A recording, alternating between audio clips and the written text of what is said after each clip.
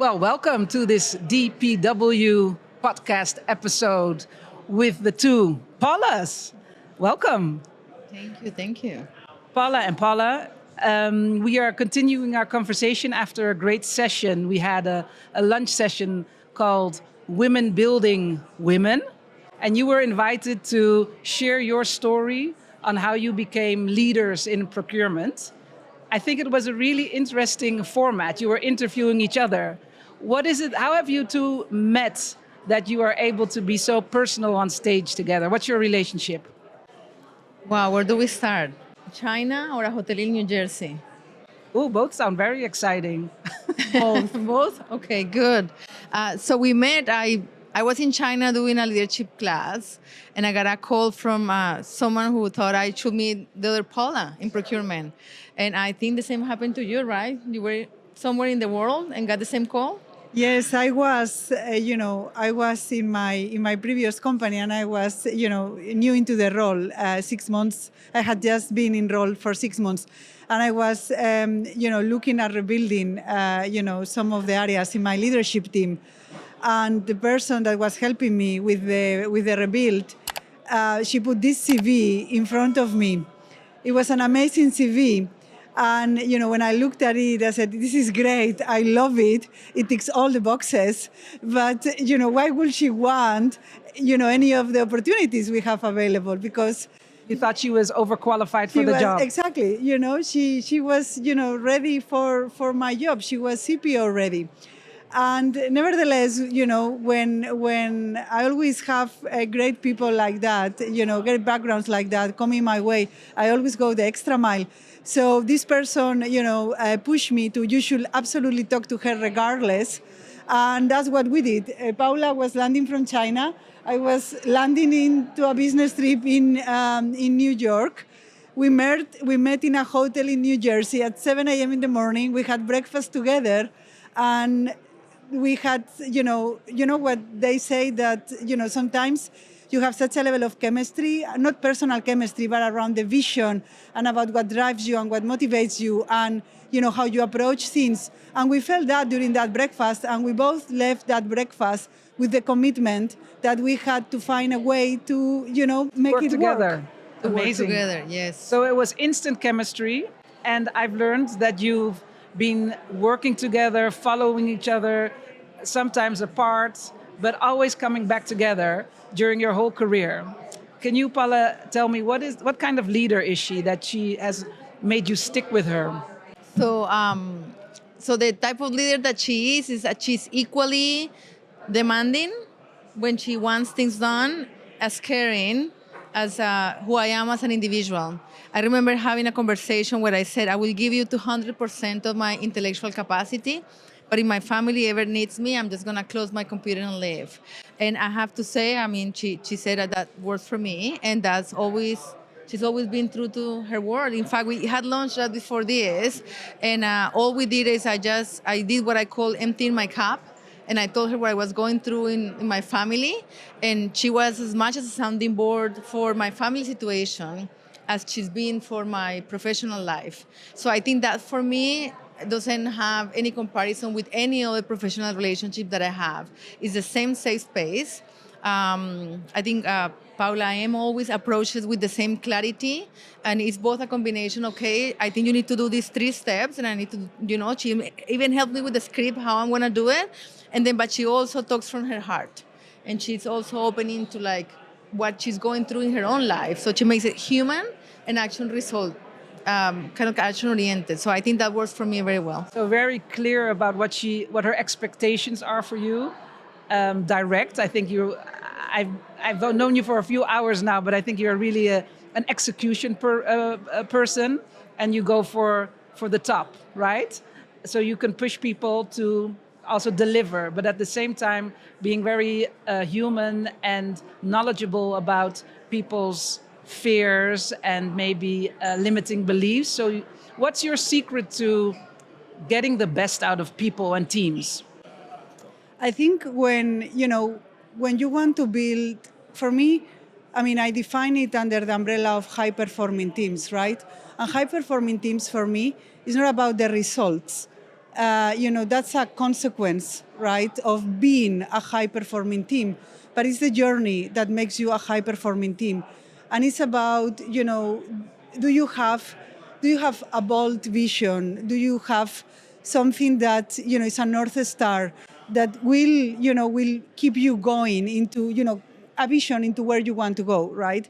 Do you then how do you bring then that clarity of that vision into, what will it take from an organizational perspective, but also provide a lot of, so it's not only about clarity, it's also a lot of about empowerment and about autonomy. And that is built on a strong basis of trust. You need to trust that you have hired amazing leaders, and you need to give them, Paula talked about, safety. You need to provide them with a lot of safety net so they can then give you their best without feeling that they will, that if they fail, something bad is going to happen. So you need to provide all that level of psychological safety, because then it's when people, give your best. So I put always, Paula talked about very demanding. It's not about demanding per se.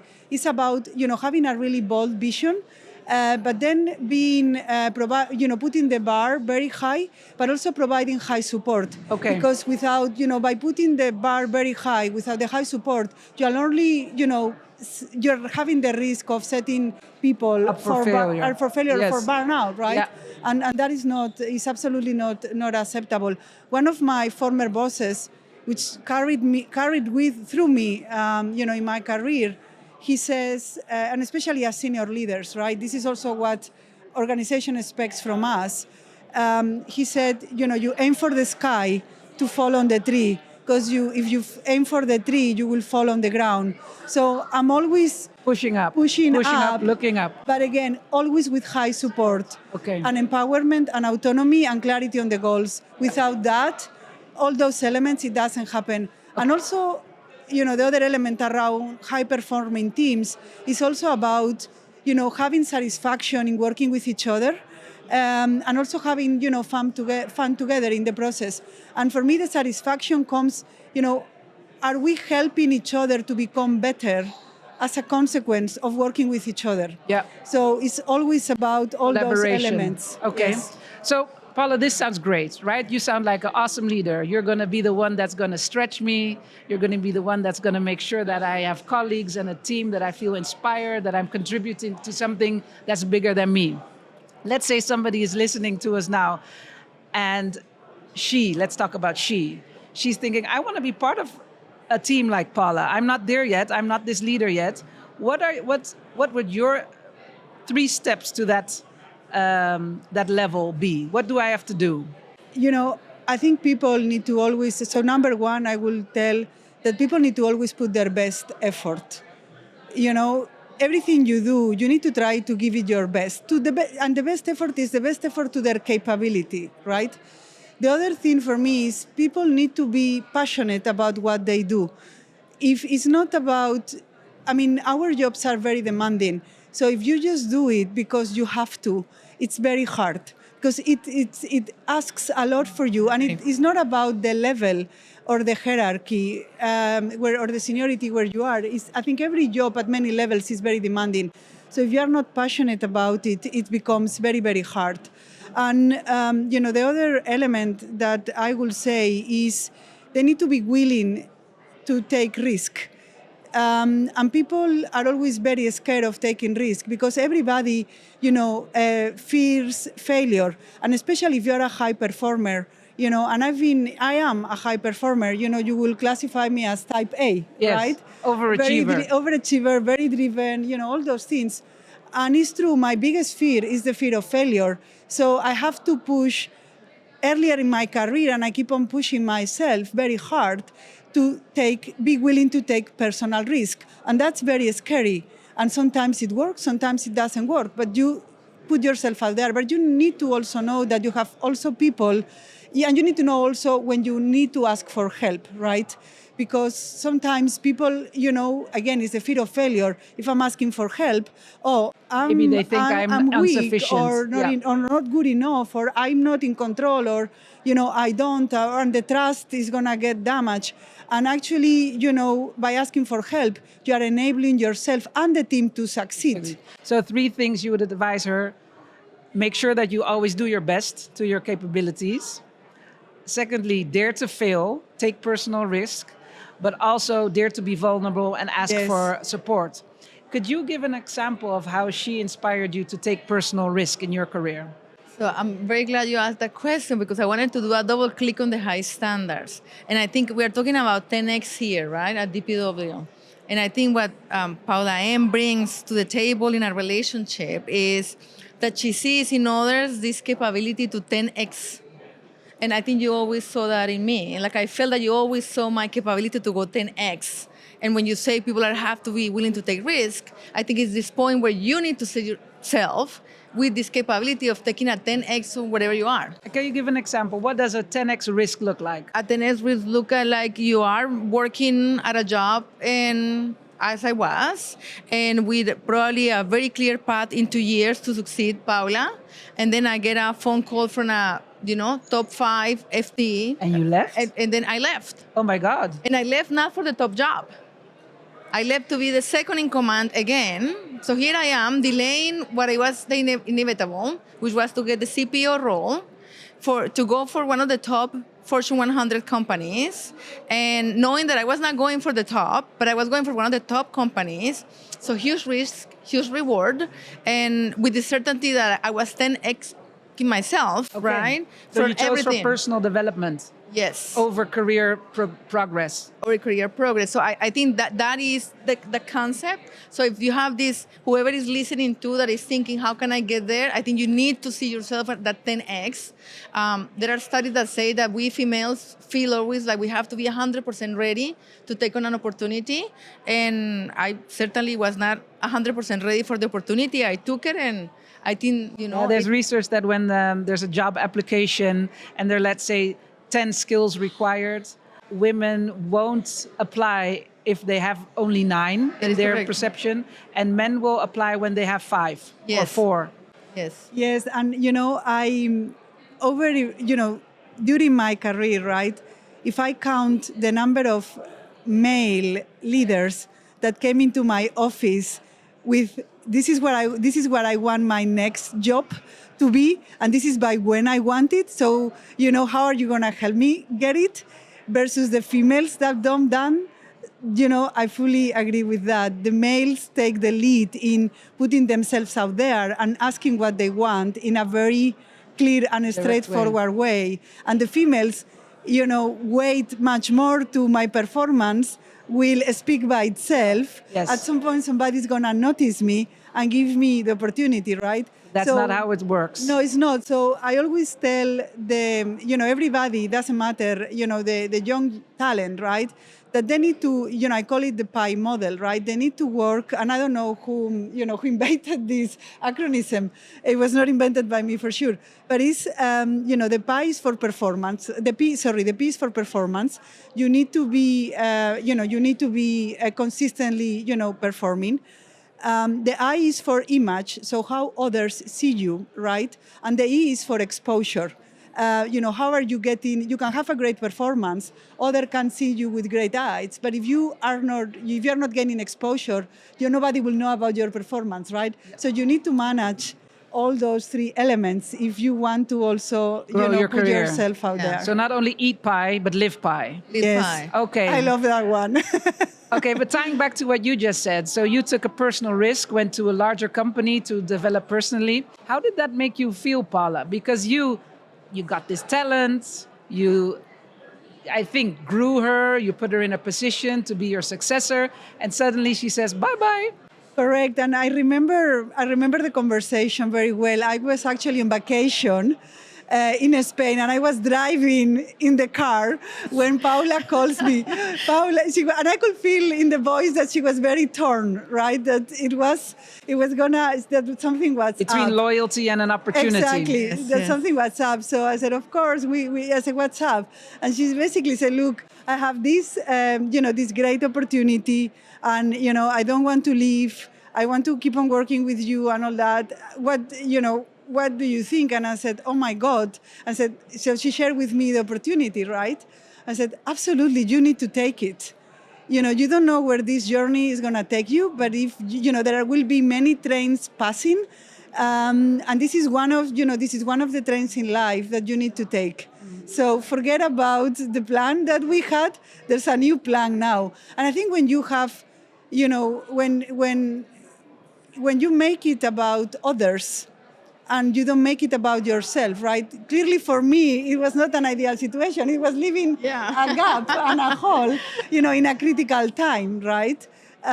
Because Paula, it was less than 2 years into the role when that happened, and you were finally, already Had over-delivered our goals. We were, the momentum was there. Excellent. It was, finally all the hard work of the previous months I'm was hearing coming two together. interesting things, because you chose for personal development, which would help your professional development, and you, from a leadership perspective, also chose for the personal development of Correct. your talent, Yes. instead of your, trying to keep somebody to fill in your own gaps in your team. I think that's for both parties. So I think there are leaders listening and who are already at the top, and aspiring leaders who want to take the steps towards the top. I just want to shift gears here a little.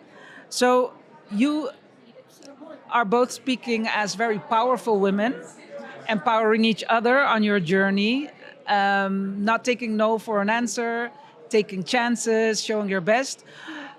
During our conversation, we also had some women in the lunch table, but we do not all have that privilege. Some of us are mothers, some of us are working in organizations with terrible bosses, some of us have to pay mortgages and can't just take a risk and say, let's go for this or that.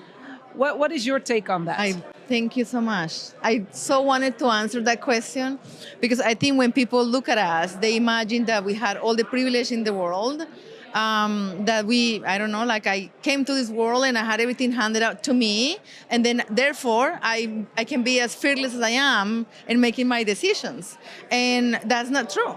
And the way I've seen it my whole life is, for me to be able to be fearless, and I mentioned it today, first of all, I have to have the financial safety net that I have built. That's a really good one. I think we should talk about that more, about being financially independent as a woman. That is key. There's a clear gap. It's a clear gap in females understanding how to manage the money, females investing.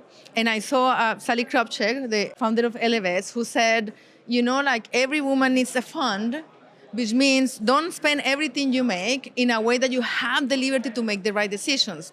So that one female that said, well, I don't have what you have, then I wanted to answer, but you have to create it. Yep. This was not given to me. You cannot go at it by saying, oh, I need to have a lot of money to have the freedom to make decisions. Then start making the money, start looking for the opportunities, start, spending much less than what you make. So are you saying that when you're starting out with your career, to make sure that you can actually put yourself in a position that you can make these bold choices, yes, you need to start out with saving money from the get-go? You have to save money from the get-go. And if you don't know how to, then you have to look around, and there will always be people that are very good at this, and you have to go and learn from them, right? Because again, let's go back to what you said earlier. Like, we're always thinking we're not good enough, and we're always thinking we don't have enough, and that we're not good at managing the money.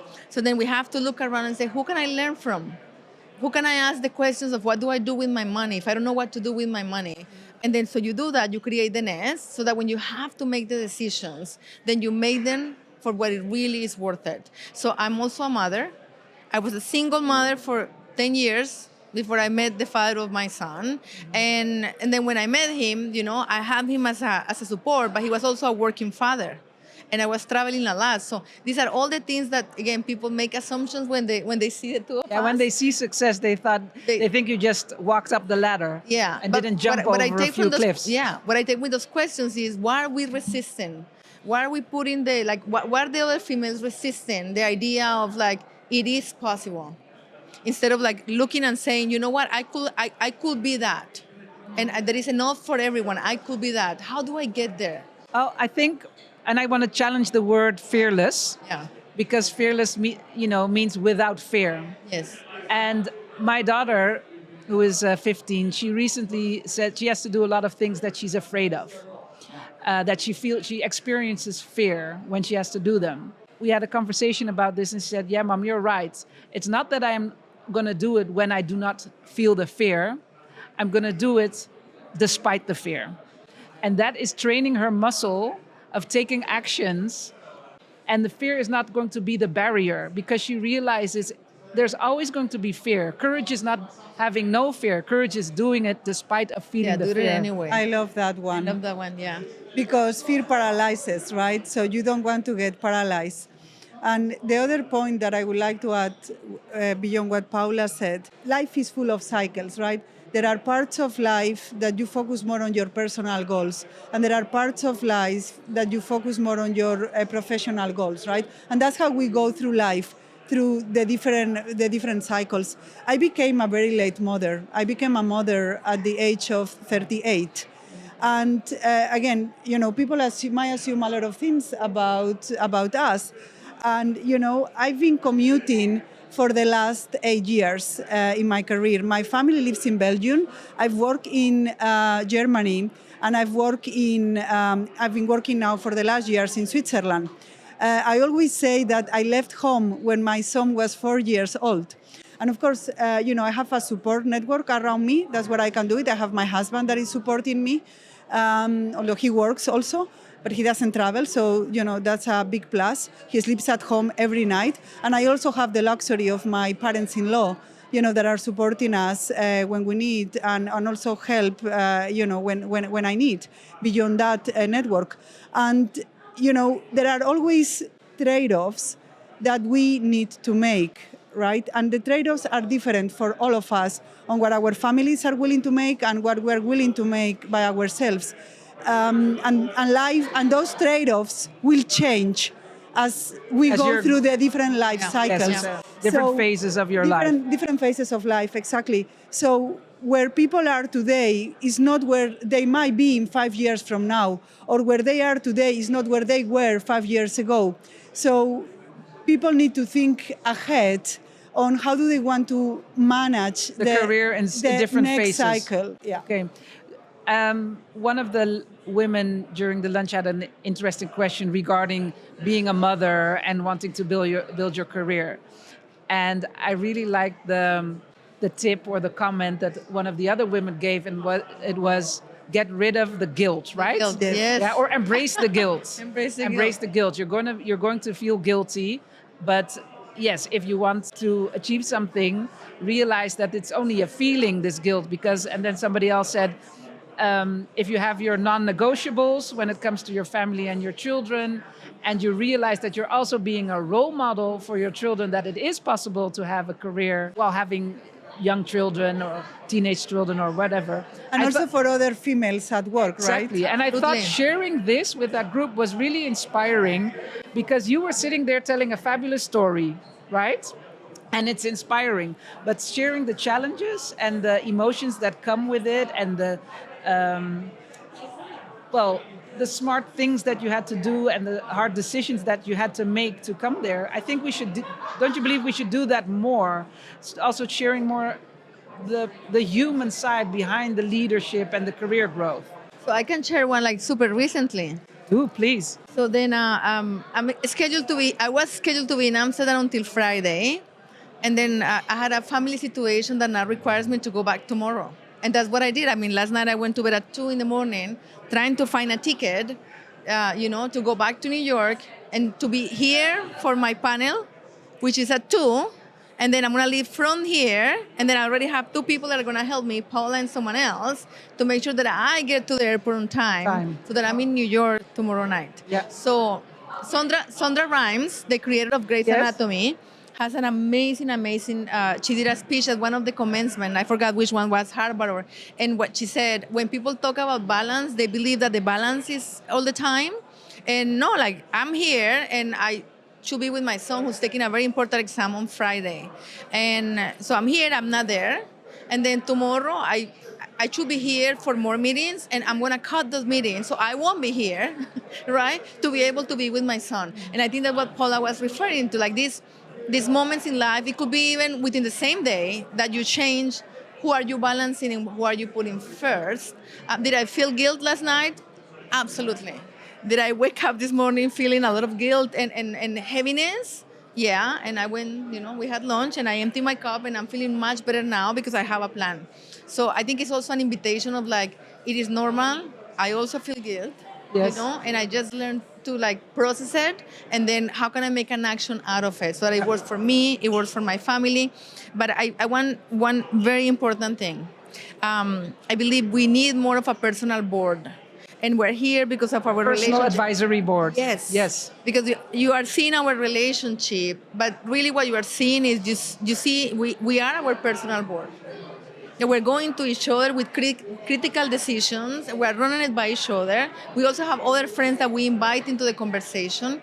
And out of that, like you're not alone. No. There are other people that are going through the same things that you are going. Yeah. And so I wanted to highlight the magic of I that. think it's really important to highlight that. I think that a lot of people keep things to themselves, maybe shared with their closest friends, but they're not always in the same position as you, having the same type of job, the same type of risks that they need to take, or the choices that they are, being torn between. And you have, of course, found this in each other. You're in the same industry and you speak and you've become, friends professionally and personally. But I think it's also kind of a message to anybody out there in this world who is trying to make it. Find your person, right? Or group of persons, right? We both have very strong, beyond each other, right? We both have very strong personal support networks beyond work and outside of our field and outside of our industry, right? And I think those are, those personal networks is what helps you carry through life. I always tell my teams that life will happen, and life happens to all of us. We all have tough personal moments. I am now caught in between all parents and a pre-teenage boy. Yeah, I can relate to that. Exactly. So you are now, so life will, it's happening to me right now and will keep on happening. So we're not super women. We're not, walking on water. On water. And life is happening to us all the time. And we rely on those personal support networks to give us the oxygen. So at work, it's also very important, that people speak about what is as much as they want, right? Because we need to respect always all the, the privacy and what people want to share or not to share. But, we need to provide the flexibility and, tell people that if something happens, that's the number one priority. And they need to put their boundaries and they need to learn when to say no. Yeah. If somebody schedules a meeting at 8 p.m. at night, it's okay to decline. Yeah. If it's impacting your personal life and there's no other way that you can manage it. So, because in the global world we live, it happens. Exactly. Especially we work over 3 time zones, right? That's kind of, I believe, a shared responsibility between yourself, taking your own resilience into account. Sometimes people think resilience is being on and powerful all the time, but actually resilience is taking time to reload and upload. Yes. And you have to take responsibility for yourself, because without that you cannot perform sustainable at your best. And on the other side, it's also a responsibility of leaders and organizations as a whole to realize and have environments that people can share these kinds of things and don't feel that it's not possible to sometimes say no, or say, hey, life is happening to me now. I'm going to be not at my 120%, but at 60% in the next 2 weeks.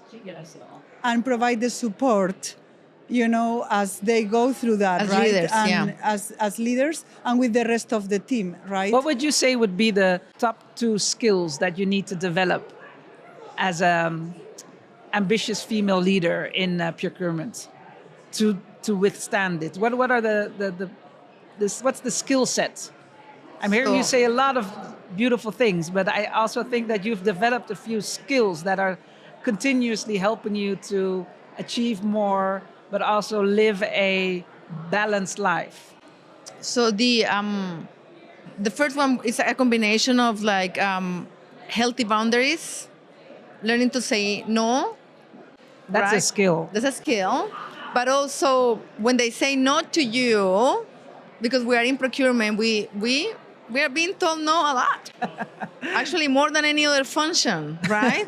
Because we're dealing with money, we're dealing with people's interests, we are forcing With most of the personal time agendas. personal agendas. So it's a combination of like, can you say no to others? But Can you deal with no? can you deal with no, and can you make a no a yes? Are you able to present a business case to bring people around? And can you read what they need and what you need and somehow come somewhere in the middle? Would No, you say I love that? this. Yeah. So building the skill to say no, but also building the skill to turn no's into yeses. And this also ties back into something that you mentioned during your talk on stage. The why, not the why not. No, it It's was. what was it? It was, it was reflecting on the journey, on how Paula operates as a leader, right? Sometimes, and to your point earlier, you need to look at all the ticks in the box.